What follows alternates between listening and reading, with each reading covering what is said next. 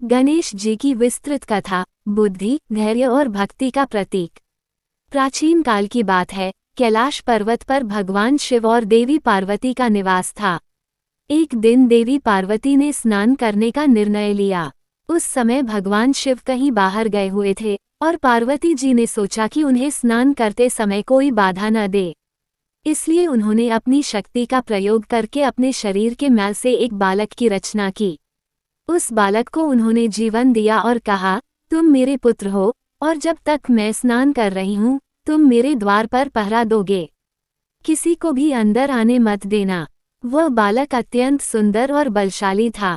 वह बहुत ही उत्साह के साथ माता पार्वती के आदेश का पालन करने के लिए द्वार पर खड़ा हो गया। इसी बीच भगवान शिव, जो बाहर गए हुए थे, वापस लौटे। जब उन्होंने देखा कि एक अनजान बालक कैलाश के द्वार पर खड़ा है, तो उन्होंने उससे कहा, बालक, मुझे अंदर जाने दो, मैं शिव हूँ। लेकिन उस बालक ने अपनी माता की आज्ञा का पालन करते हुए शिव जी को द्वार पर ही रोक दिया और कहा, माता पार्वती ने मुझसे कहा है कि किसी को भी अंदर नहीं जाने देना, चाहे वह कोई भी हो। भगवान शिव ने अपनी पहचान बताते हुए कहा, मैं तुम्हारा पिता हूँ और यह मेरा घर है, मुझे जाने दो। लेकिन बालक ने बिना किसी भय के कहा, मुझे माफ करें, लेकिन जब तक माता पार्वती आदेश नहीं देती, मैं आपको अंदर नहीं जाने दूंगा। ये सुनकर भगवान शिव का क्रोध बढ़ गया।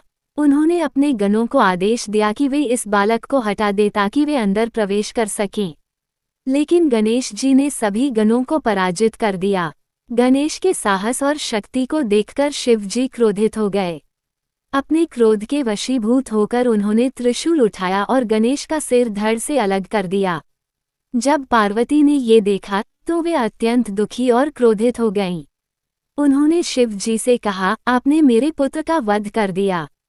अगर आप उसे पुनर्जीवित नहीं करेंगे तो मैं अपनी सारी शक्ति का प्रयोग करके इस संसार को नष्ट कर दूंगी।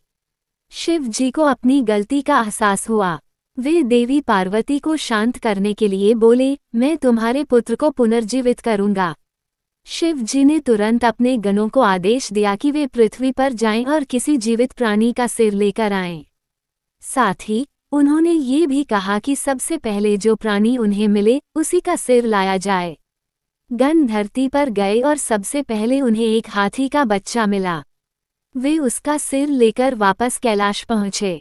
भगवान शिव ने उस हाथी के सिर को गणेश के धड़ पर जोड़ दिया और उसे पुनः जीवित कर दिया। गणेश का पुनर्जन्म हुआ और उनके गजमुख हाथी का मुख के कारण उन्हें गजानन कहा जाने लगा। पार्वती जी ने गणेश को जीवित देखकर राहत की सांस ली, लेकिन उनका क्रोध अभी शांत नहीं हुआ था। तब शिव जी ने गणेश को आशीर्वाद देते हुए कहा, गणेश, तुम अब से विघ्नहर्ता कहे जाओगे। तुम्हारी पूजा के बिना कोई भी शुभ कार्य संपन्न नहीं होगा। हर शुभ कार्य से पहले तुम्हारी आराधना होगी। तुम सभी देवताओं में सबसे पहले पूज्य होगे। इस प्रकार गणेश जी बुद्धि, समृद्धि और आस्था के देवता बने। उनकी पूजा हर शुभ कार्य से पहले की जाती है ताकि सभी विघ्न दूर हो सकें।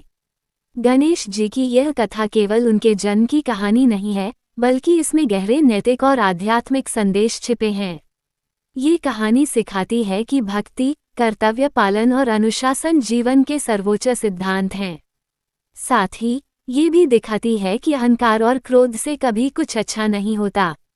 गणेश जी के रूप में माता पिता के प्रति प्रेम और आज्ञाकारिता का प्रतीक हमारे सामने आता है। इस कथा के अंत में भगवान गणेश बुद्धि, धैर्य और शुभारंभ के देवता के रूप में स्थापित हुए। उनकी पूजा आज भी विश्व भर में आस्था, समृद्धि और जीवन में हर प्रकार की बाधा को दूर करने के लिए की जाती है। जय श्री गणेश।